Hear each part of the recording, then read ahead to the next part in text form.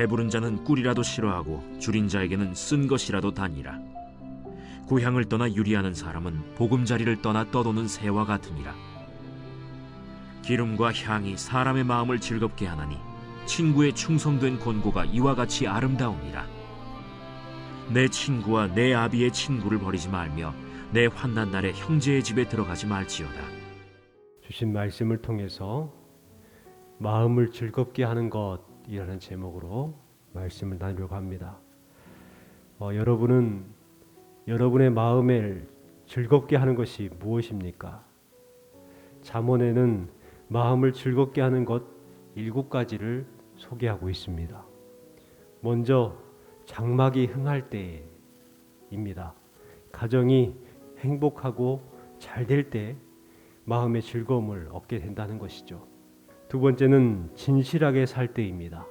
그리고 세 번째는 주님의 뜻대로 행할 때, 네 번째는 악을 떠나 살 때, 그리고 다섯 번째는 선으로 악을 이겨내며 살아갈 때, 이웃을 사랑할 때 행복하다고 합니다.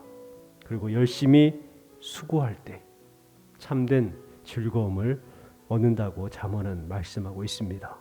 오늘 본문 말씀에도 우리 마음 가운데에 즐거움을 찾게 될 수 있는 것에 대해서 4가지로 교훈을 하고 있습니다.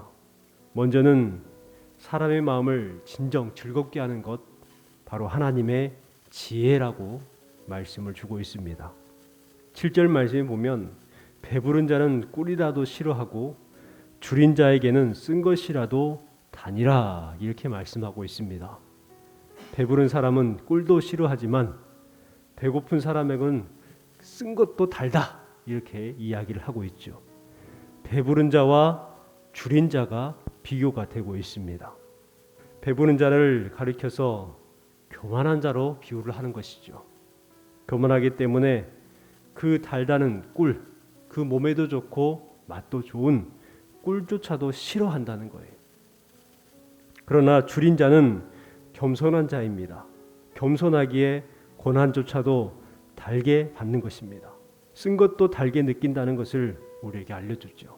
잠언 기자의 말의 핵심이 뭐냐면 배부름이 아니라 줄임에 있다는 것을 알 수가 있습니다. 꿀이라도 싫어하는 배부른 자보다 쓴 것이라도 달게 여기는 줄인 자에게 초점을 맞추고 있는 것입니다. 줄인 자는 쓴 것이라도 달게 여긴다면, 진짜 꿀을 맛보게 된다면 얼마나 달겠어요. 쓴 것조차도 달게 맛볼 수 있는 사람이라면 진정 꿀을 맛봤을 때에 그 기쁨은 얼마나 기쁘겠습니까? 바로 그 기쁨은 최고의 기쁨일 것입니다. 우리는 영적 배고픔이 필요합니다. 말씀에 갈증이 있어야 합니다. 늘 하나님의 말씀을 계속해서 찾고 갈급해야 하는 삶을 살아가야 합니다. 곧 하나님의 지혜에 대한 갈급함이 우리에게 필요하죠. 양식을 계속해서 먹어야 살 수 있듯이 하나님의 말씀을 계속 들어야 우리가 영혼 또한 살 수가 있습니다. 그런데 곰곰하게 생각해 보면 모든 사람들은 배부름에서 줄임으로 갈 수밖에 없다는 것을 알 수가 있습니다. 여러분, 사람이 한번 배부르다고 해서 계속 배가 부릅니까? 언젠가는 줄일 때가 온다는 거예요. 배고픔을 느끼게 된다는 것이죠. 세상에 배부른 사람은 없습니다. 모두가 다 줄인 사람들이죠. 그렇다면 그것을 깨닫고 하나님의 말씀, 하나님의 지혜를 계속해서 우리에게 채워나가는 그러한 삶을 살아가야 되는데, 어떤 사람은 배고픔을 느끼지 못합니다. 배가 고픈데도 줄인 것을 모르는 거예요. 배고픔을 모르는 거예요. 그것은 병이죠. 교만한 사람이 그와 같다는 것을 우리에게 알려주고 있습니다. 교만한 사람은 배고픔을 모르는 거예요. 줄인 것을 모르는 거예요. 그러다 보면 결국 잘못되어서 건강을 해치게 되듯이 우리의 영적 갈급함이 우리를 살리고 회복시킨다는 것을 우리는 알아야 합니다. 우리는 지혜를 사랑하는 마음으로 마치 꿀을 먹듯이 하나님의 말씀을 먹어야 합니다.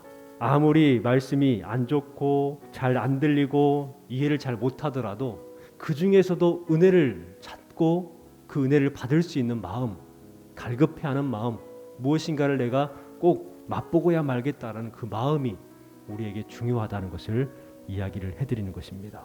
두 번째는 돌아갈 본향이 있다는 것에 우리의 마음을 즐거움을 얻을 수가 있습니다. 우리 8절 말씀을 같이 한번 읽어보겠습니다. 고향을 떠나 유리하는 사람은 보금자리를 떠나 떠도는 새와 같으니라.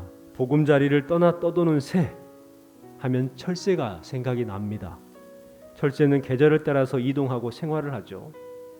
철새는 다시 돌아가야만 합니다. 계절이 바뀌면 돌아가야 살 수가 있는 것이죠. 우리 성도들은 고향을 떠나 유리하는 사람들입니다. 언젠가는 고향으로 돌아가야 될 사람들이죠. 고향을 떠나 유리하는 사람 하면 생각나는 사람이 바로 창세기에 나오는 요셉이라고 생각을 합니다. 요셉은 17살 때 형들에 의해서 죽임당할 뻔하다가 종으로 팔려서 애굽으로 갑니다. 애굽에서 어려운 삶을 살다가 하나님의 선하신 은혜를 통해서 애굽의 총리가 될 수가 있었죠. 그리고 가족들을 만났고 행복한 것처럼 마지막을 보내게 됩니다. 그런데요, 요셉의 마지막을 보면 요셉이 그렇게 기쁘지 않다는 것을 알 수가 있습니다. 막 행복하고 나 만족한다 이렇게 하고 생을 마감하는 것이 결코 아니더라고요. 뭐라고 유언을 합니까? 내 해골을 가지고 너희들이 나중에 갈 텐데 내 해골을 가지고 하나님이 약속하신 땅으로 가지고 가라는 거예요. 요셉의 마음 가운데에 내가 죽어서라도 고향에 돌아가고 싶은, 본향에 돌아가고 싶은 마음이 있었다는 거예요. 요셉의 그 마음, 바로 우리의 마음이 되어야 되지 않을까요? 믿는 저와 여러분에게는 고향이 있습니다. 히브리서 11장 15절 말씀에 보면 그들이 이제는 더 나은 본향을 사모하니 라고 말합니다. 더 나은 본향을 사모하니 곧 하늘에 있는 것이라 이렇게 말씀합니다. 우리가 본향을 사모하는데 그 본향이 어디냐면 하늘에 있다는 거예요. 이러므로 하나님이 그들의 하나님이라 일컬음을 받으심을 부끄러워하지 아니하시고 그들을 위하여 성을 예비하셨느니라. 우리를 위해서 성을 예비하셨다 말씀하고 있습니다. 우리의 고향은 바로 하나님의 나라요 천국입니다. 우리가 돌아갈 그 고향이 있다는 것에 마음의 즐거움을 누리시기 바랍니다. 세 번째는 친구라고 말을 합니다. 여러분은 마음을 즐겁게 해주는 친구가 혹시 있으십니까? 함께 웃어주고 함께 즐거워해주고 마음을 터놓고 마음을 주고받을 수 있는 그러한 친구, 또한 내가 잘못하고 있는 것에 대해서 책망해주고 지적해주고 권고해주는 그와 같은 친구가 있습니까? 우리 9절 말씀을 같이 한번 읽어보겠습니다. 기름과 향이 사람의 마음을 즐겁게 하나니 친구의 충성된 공고가 이와 같이 아름다우니라. 아멘. 기름과 향이 사람의 마음을 기쁘게 하는 것처럼 친구의 진실한 충고도 아름다운 것이다 라고 말씀합니다. 친구의 공고, 기름과 향이 된다라고 이야기를 하죠. 아름다운 것이라고 말합니다. 또한 여기에서 친구의 충성된 공고라는 것은 히브리어로 보면은 영혼의 공고입니다. 영혼의 공고. 참된 친구의 공고는요, 말뿐만 아니고 영혼의 그러한 권면, 간절한 사랑이 있는 권면이 있는 친구, 얼마나 좋겠습니까? 우리는 친구들의 공고를 별로 좋아하지 않습니다. 잘한다 칭찬해 주는 것을 좋아하고 또 나에게 아부하는 친구를 진정 친구처럼 생각을 합니다. 그런데 결코 그렇지 않다는 것을 우리에게 알려주죠. 6절 말씀을 같이 한번 읽어볼까요? 6절 말씀요. 친구의 아픈 책망은 충직으로 말미암는 것이나 원수의 잦은 입맞춤은 거짓에서 난 것이니라. 진짜 친구는요, 아픈 책망이라는 거예요. 아픈 책망. 또 9절에서 말하는 것처럼 친구의 충성된 공고, 이와 같은 것이 진정한 친구라는 것입니다. 진정한 친구는 나에게 도움이 될 수 있는 말들을 해주는, 그와 같은 공고해 줄 수 있는 친구가 진정 친구라는 것을 우리에게 알려줍니다. 우리가 살아갈 때에 이와 같은 친구가 있으면 얼마나 좋겠습니까? 그런데요, 우리에게 이와 같은 친구가 있습니다. 예수님입니다.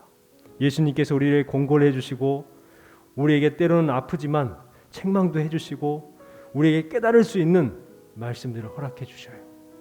그러기에 우리는 예수님의 말씀을 들어야 비로소 온전하게 살아갈 수가 있는 것입니다.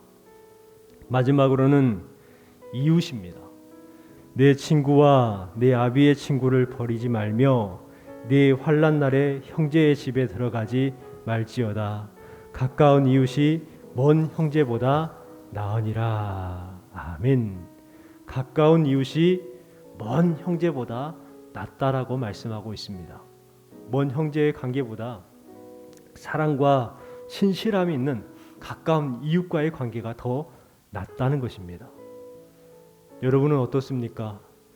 여러분에게 이러한 가까운 이웃이 있습니까? 우리에게는 이와 같은 이웃이 있습니다. 바로 교회에 함께 신앙생활하는 성도들이 이와 같은 형제들이요, 이와 같은 이웃들인 줄 믿습니다. 여러분이 좋은 친구가 되어 주십시오. 또한 여러분이 좋은 이웃이 되어 주십시오. 나에게 좋은 친구가 되어 달라고, 나에게 좋은 이웃이 되어 달라고 라고만 생각하지 말고 내가 먼저 좋은 친구가 되는 거예요. 내가 먼저 좋은 이웃이 되는 것입니다. 그러면 우리의 마음에 즐거움이 가득하게 될 줄 믿습니다. 오늘 주신 말씀을 여러분의 지혜로 삼으시고 마음에 늘 즐거움이 가득한 삶이 되시기를 주님의 이름으로 축원합니다.